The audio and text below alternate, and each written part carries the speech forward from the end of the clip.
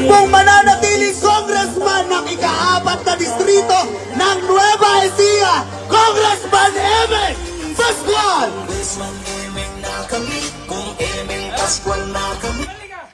Ayan, kumusta na ba hindi? May mga kampanya sa akin dito. Halika, Eman, bilis. Ayan, oh. Ito po yung bulso kong anak. Oh, anak, ano sasabihin mo sa mga taga-Malimba? Magandang gabi po sa inyong lahat. Ako po si Emmanuel Pascual, bunsong anak po ni Congressman Emeng Pascual.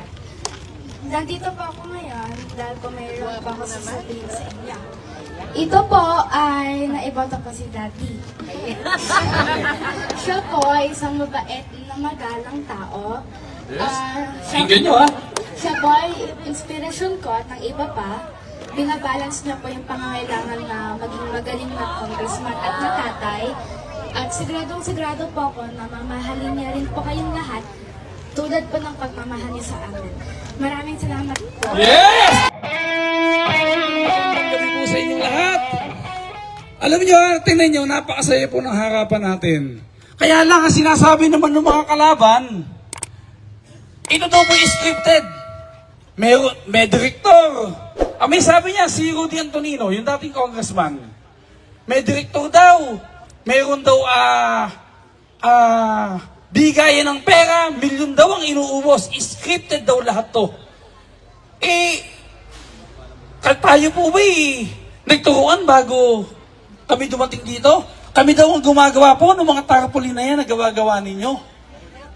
Kaya nga po napaka sisinungaling. Ala po silang ginawa kung hindi manira lang ng kapwa. Puro po paninira. Tama yung sinabi kanina ni Mayor Joy.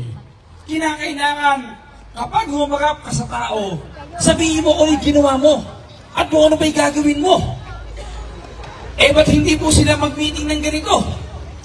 Para makita nila at maipaliwanag sa mga tao kung ano yung ginawa nila. Kung sila may mag-meeting dito, pupunta ba kayo?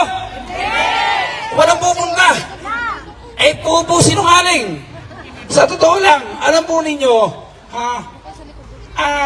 ang amin po, una nagpapasalamat kami sa inyo, sapagkat andito po kayo. Kahit po na walang involved na ayuda, walang kapalit na kahit na piso, at kahit po isang butil na bigas, wala, pero andito kayo. Kami po ay nagpapasalamat ng marami at ito pong amin na ito ay respeto. Gusto po namin yung caucus na tradisyonal. Andito kami, makikiusap sa inyo, magpapaliwanag kung ano ang mga plano namin at kung ano po yung mga nagawa natin noong nagdaan na eleksyon. Ako po, pagyayabang ko sa inyo, ha? Andito, Malimba, ang katabi nyo barangay, Santo Cristo Sur. Diyan po gagawin. May pondo ko, 2 bilyon. 2 bilyon gagawin po dyan sa may lote ng mga singkaban. Yung maluwang na lote doon. Binibili po yan ng City Hall. Yung pondo, nasa akin na. Gagawa po tayo dyan ng sports complex. Sports complex. Yan po yung mayroong grandstand ng mga 6,000 tao. Kasya, may oval. Na kung saan lahat ng nagja-jogging, nagwo-walking, dyan na lang. Pati yung mga nagsusumba. Dyan na lang kayo. Tapos mayroon po dyan Olympic size swimming pool. Lalagyan din po natin ng basketball court na air condition na 8,000 tao ang kakasya. May plaza pa sa loob na 2 hektarya. Kaya mangyayari dyan, nagja-jogging, andyan, nagwo-walking, nandyan na lahat. Nagsusumba, yung mga masakit na bewang, hindi na kaya magsumba at mag-jogging, yun naman yung mga marites. May magandang plaza doon. Hindi kompleto lahat. Habang may nagja-jogging, may nagsusumba, yung mga marites, pinag-uusapan yung buhay ng may buhay. Joy! Madami sa Malimbanon. Diba? Ayan Ega, Si ano Ega? Ayan Ega. Ano yan Ega yung gano'n? Walang masama ugali niyan. Yung isa Ega na yan, Andres Tisaya yan. Yan Ega, isa Ega, baon sa utang yan. Yan Ega, si Ate Julieta, yung asawa ni Consultagat, pinakamabait na babae sa buong mundo.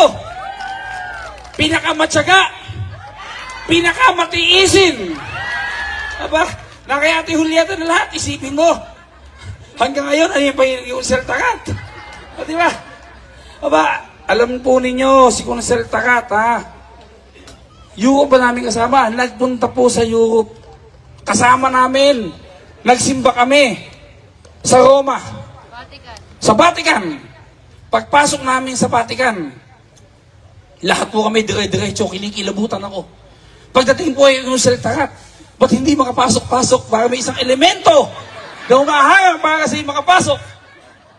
Kunsel Takat, ba't ka o ganyan ka? Kung Emeng, yun ay kang lahat ng babaeng may gusto na hindi ko pinansin. Yun ay kang elemento, hinaharang ako. Aba, unang gabi namin doon, pumapatak ang luha. Bakit? Naalala ko si Julieta, miss na miss ko na. Aba, bago matulog, bago kumain, tinatawagan, sweetheart, kang ganon. Kumusta ka na? Kumain ka na ba? Ikaw ba, Ate Julieta, tinatawagan?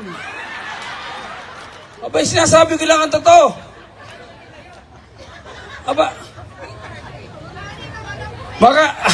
baka may pa ako ikukwento sa inyo. Oh, ngayon ako naman po, bilang congressman, na tinulungan nyo paano maging congressman, ako naman po'y ginawa ko naman ang lahat ng magagawa ko. Dito sa Barangay Malimba, wala pong tumawag sa akin na may sakit na hindi ko tinulungan. Wala pong lumapit sa akin na hindi ko tinulungan. Wala pong nangailangan na hindi po natin tinulungan. At ang tanong ko'y isa lang. Isa lang ang tanong ko, magkano bill nyo? Magkano kailangan nyo na pampa-hospital? Magkano babayaran nyo? Lahat po kinakaya ko. Pagdating dito sa Barangay Malimba, gusto kong gumanti ng utang na loob sa inyo. Bakit? Kasi po noong 2016, Joy, noong 2016, yung mga taga Malimba, nung ako unang-unang lumaban, dito po, panalo agad ako. Marami pong salamat. Tinatanong namin utang na loob yan. O yung ospital po natin, ano sinasabi nila? Hindi ito totoo. Imposible na magawa natin. Wala daw pera, hindi daw kakayanin. Ba't po ngayon andyan? Nakatayo na. Ano ba ang magiging trabaho ng ospital na yan para sa ating lahat? Lalo na sa mga taga rito sa Malimba. Ano ba problema natin? Dalawa lang. Unang-una, pagkaka may sakit, pandeposito, mangungutang tayo. Pangalawa, kailangan na pantubos. Paglalabas na, tingnan nyo nga, ako yung tumutuo na yun, ako yung naka-blue. Tingnan nga po ninyo. Pag kayo nagkasakit, nahilo lang kayo, iko-combine natin kayo. Nahihilo pa lang kayo. Diba? Pare, subukan mong ubuhin ka. May kasamang hilo. ICU. Ang ICU nasa gawing kanan. Huwag lang kayong magdadala ng kumot at saka unan. Hindi yan hotel, ospital lang yan. Yan po ang ospital, ang building na magsasalba ng madaming buhay. Ano ba ang problema natin? Pangutang ka na, nagsanla ka na. Ano nangyayari sa atin? Yun bang mga mayaman lang ang may karapatang magkasakit at magpagamot? Paano yung mahirap? Kaya ito pong pangarap po natin na ito. Tandaan nyo, kapag magaling na kayo, lalabas kayo, kahit kung may pera kayo sa bulsa, wala kayong babayaran. Ang ospital na walang cashier. Ito po ang sinatawag natin na may gobyernong sinasandalan. Hindi mo naiisip na yung perang hawak ng pamilya natin na yan, nung sila nanunungkulan, ay kapareho lang po nung pera na pondo na hawak ngayon ni Mayor Joy. Ano pagkakaiba? Nung perang hawak nila, same amount of money, pareho lang po. Ang tanong, naramdaman ba natin yung pera na yun o sila nanunungkulan? Asan yung pera natin na yun? Ngayon po, ibig pa nilang bumalik. Ano sinasabi ng nanay? Kaya daw gusto nilang bumalik para daw po makalaya kayo. Nakakulong ba kayo? Pipiyasahan ko kayo. Tinatakot ba namin kayo? Kawawa daw po kayong mga taga-Gapan. Yun ang pinipilit niya. Tapos po, tingnan niyo ginawa. Ang ginawa pa nila, sumulat sa Maynila, sa Nasyonal. Ano po ang ginawa nila? Pinahold yung aking mga pondo. Kaya ngayon po, ang nangyayari ngayon, Hindi ako pwedeng tumulong. Yun ang gusto nilang mangyari. Magbuhat po noong 1 linggo hanggang Mayo 12. Sumulat, bakit daw si Congressman Eming? Panahon na ng eleksyon, kampanyahan na, tulong ba din ang tulong sa mga may sakit? Pwede bang sabihin natin sa mga tao na bawal muna magkasakit hanggang maka-eleksyon? Pwede ba natin sabihin sa sakit na sakit, huwag ka munang dumapo, bumalik ka na lang pagkatapos ng eleksyon? Pwede ba yun? Huwag po kayo mag-alala. Kahit na nagtagumpay sila na ipinahold yung budget natin, binuksan ko, alkansya ko, lahat ng taga-Malimba ang may sakit. Magpunta lang kayo sa amin, tumawag lang kayo, ipagagamot ko po kayo. Walang nabago, ganun pa din po. Ala pong ginawa kung hindi, kung paano makakapibuwisyo. Isipin nyo, yung maitim na balak. Ang balak nung isang kapatid naman na lumalabang Vice Mayor, yan yung tinambakan ni Mayor Joy noong 2022. Mga walang kadala-dala. Alam nyo, ang gusto niya, ibalik yung Chinelas Festival. Lalagyan ng pondo ang Chinelas Festival, tatanggalan ng pondo ang mga senior citizen. Ano ba ginagawa nila noong panahon nila sa Chinelas Festival? Gumagawa ng malalaking chinelas, lalagyan ng bulaklak, ipaparada sa gapan, may kasamang musiko. Patron lang natin ang ginagawa natin ng ganyan. Hindi na nga nila tinulungan ang mga senior citizen noong panahon nila. Ngayon ba naman na nakakatamasa ng konting tulong at pagpapahalaga ang mga senior citizen, gusto pa nilang tanggalin ang mga benepisyo? Papayag ba kayo na yung pondo na senior aalisin? Papayag ba kayong buhay ng Chinelas Festival? Sila na lang ang magchinelas. Sa totoo lang, kung sila pinapangarap na tanggalin ang 3,000 sa mga senior, ang plano naman po namin, gawin mo 5,000 eh. O paano? Alam nyo ba, pag yung solar, nag-umpisa, daang bilyon ang magiging income ng Gapan. Ang pangarap pa nga namin, mag-7,000 sa senior citizen. Tapos tatanggalin pa nila. Kaya, alam po ninyo, sa darating na eleksyon, sa Mayo 14, isa lang po sa Mayo 12, isa lang po ang ipapayo ko sa inyo. Huwag nyo nang isipin kung sino ang naglalaban. Huwag nyo nang isipin yun. Kung pamilya Pascual o pamilya Natividad, yung team nila o yung team BP, ang isipin nyo na lang po yung kinabukasan ng mga tao sa lungsod ng Gapan. Yung kinabukasan ng mga scholar na wala po tayong nililimit. Yung kinabukasan ng mga tao na magpapagamot sa ospital natin at kung ano-ano pa. Pag yan ang inisip nyo, sigurado po, ang boboto nyo, ang Team BP, straight po. Wala kayo bang iisipin yan. Alam po ninyo, yung laban ko, sa totoo lang, ala naman pong problema eh. Alam po ba ninyo yung survey? Ang survey, 5% lang si Doktora Vlogger. Ako po, 95% tapos na po ang laban. Kung alam nyo lang po kung paano kami nagmi-meeting sa bahay. Katulad ng pagmi-meeting namin ng mga namumuno dito sa Malimba. Ano nyo ba, sa Mabuga, usapan, 0. Sa Puting Tubig, 20 pababa. Doon po sa San Nicolas, isa sa pinakamalaking barangay, isa sa pinakamalaking botante. Pinag-uusapan po doon namin kung pwede 300 lang ang maging boto nila. Eh kung ako sakali, ayaw na ako eh. Sa totoo lang po, kaya lang, iba po ang kanilang intensyon. Ano sabi Joy doon sa Mahipon? Paano daw silang hindi lalaban? Kasi daw wala daw kalaban. Gusto lang nila may laban. Ano po yun? Kami, tumitingin kami sa prinsipyo paglalaban kami sa politika.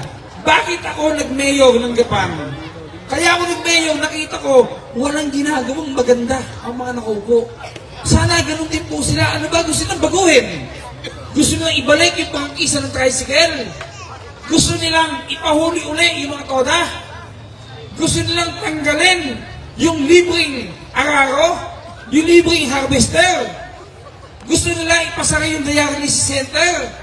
Gusto nilang ipasara yung butika ng bayan? Yung diagnostic center? Ano gusto nila? Ako po, pinapangako po namin sa inyo, hindi kami hihinto mamulitika hanggat ang pamilya natin ang lumalaban dito sa lungsod ng Gapan, sapagkat ipaglalaban po natin yung pagbabagong nangyari dito sa lungsod ng Gapan. Hindi natin sila hayaan makabalik. Pangako po yan. Maayos na po tayo, okay na po tayo. Naiisip ko din, darating ang araw, iba na po ang mamumuno dito. Hindi habang panahon kami. Walang forever dito. Pero sisiguraduhin po namin sa inyo, kapag natapos na ang aming panunungkulan at naglakad kami sa kalsada sa lungsod ng Gapan bilang ordinaryong tao, kaya namin tumingin sa inyong mga mata. Ganong panahon namin, lahat ng maganda, ginawa po namin para sa ikabubuti ng lungsod ng Gapan. At siguro po, naramdaman niyo yan. At ako po, malaki ang pasasalamat ko dito sa Barangay Malimba. Dahil dito po, nagkakaisa na lahat para po sa laban ng Team BP. Ganon-ganon na lang po kinalilimutan nila ang lokal na labanan dito sa barangay nyo para na po makatulong sa atin. Anyan po ba si Kapitan Boyet? Si Pare Boyet, anyan ba? Asan? Wala ba dito? Pare Boyet, halika dito! Si Kapitan Boyet, anyan ba? Pare, halika dito! Tingnan mo nga, blue si Kapitan Boyet. Oh. Palakpakan nga muna natin si Kapitan Boyet. Aba. Ay, si Kapitan Michael. Si Michael, Pare Michael, halika dito.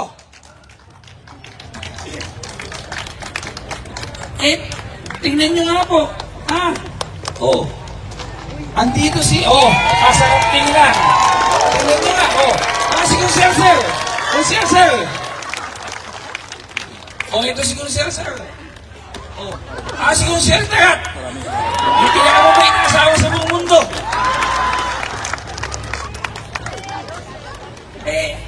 Tingnan nyo nga po, andito na yung mga haligi ng politika dito sa Barangay Malimba. Isipin po ninyo na yung paglalaban nila sa barangay, kinakalimutan po nila. Nag-uusap-usap po kami bilang magkakaibigan.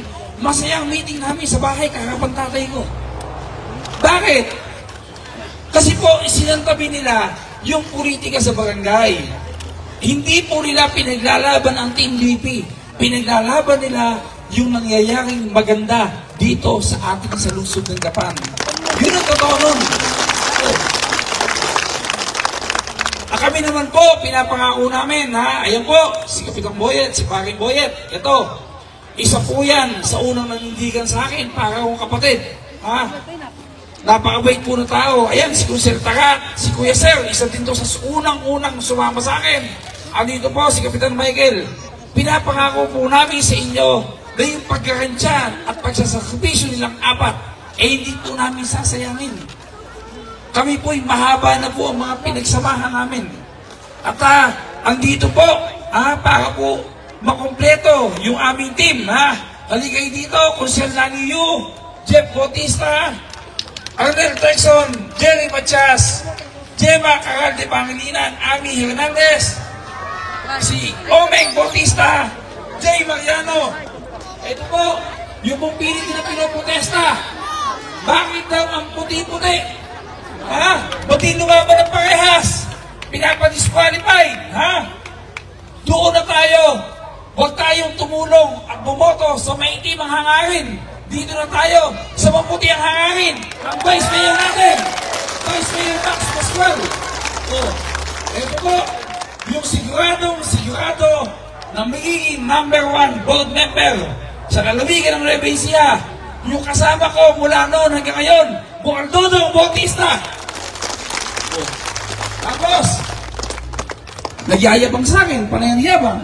Ikaw may 700 lang sa sinyo, ako 3,000. Kung ano-ano pa. Sabi pa, mas magaling daw sa laging mayo, Joy. Ang sabi sa akin nung pagdating ko, kung Emeng, yung kapatid mo mahusay, pero wala sa kalingkingan nyo. Mas magaling ka sa kapatid mo. Pagtsagaan nyo na po, ang magaling na mayo ng Gapan, Mayo Joy Pascual. Andito po kami.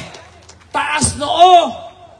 na humaharap sa inyo na kami ay walang ginawang masama sa panunungkulan sa lungsod ng Gapan at dahil dyan, humihingi po kami ng panibagong pagkakataon sa Mayo 12. Straight po sana. 14 lang kami, sapat na. Ilan bang boto ang pupwede sa mga ito? Sa tingin mo, ilang boto makukuha nila sa Barangay Malimba kung nasalitakan? Yung si Kapitan Boyet. Kapitan Boyet.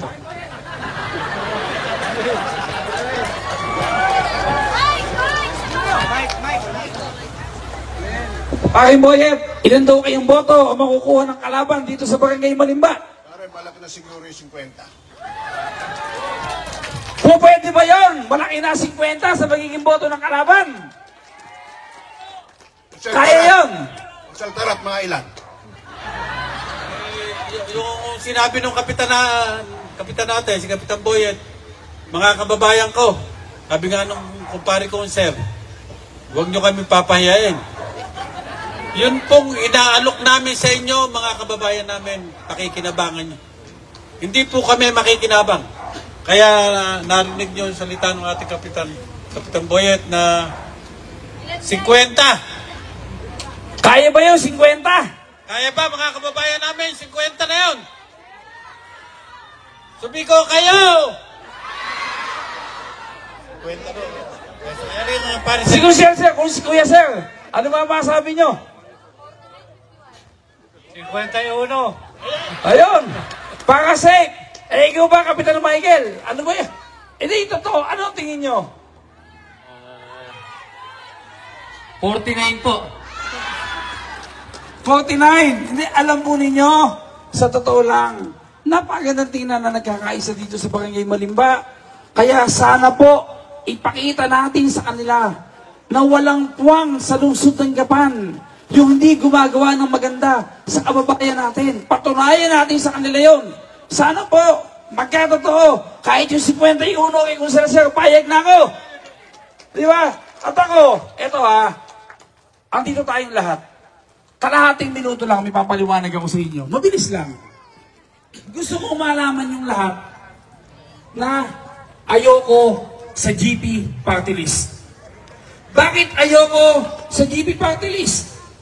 Simple lang.